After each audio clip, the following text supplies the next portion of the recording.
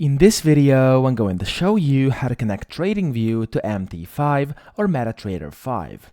So the first thing you want to do over here, if you go to Products and then Supercharts inside TradingView, and if you want to connect a MT5 account over here, let's say you click on Trading Panel, down here, there we go, and then you'll be able to see all the different trading panels. However, if you click on all brokers, unfortunately you will not find MT5, MT4 or anything like that or connected to MetaTrader, and that is because over here on their website they disclose that while you currently can log in with your MT4 or MT5 account on TradingView, trading is not available for these accounts. So unfortunately, the only thing you can do if you want to directly connect TradingView to MT5 is to go back to this site over here, and then where it says need a broker, you want to click open account, and after this you will have to basically find a different broker that is supported and connected with TradingView, and after that you can basically start trading using that. So unfortunately MT5 is not one of them, and you can't directly connect it to TradingView. So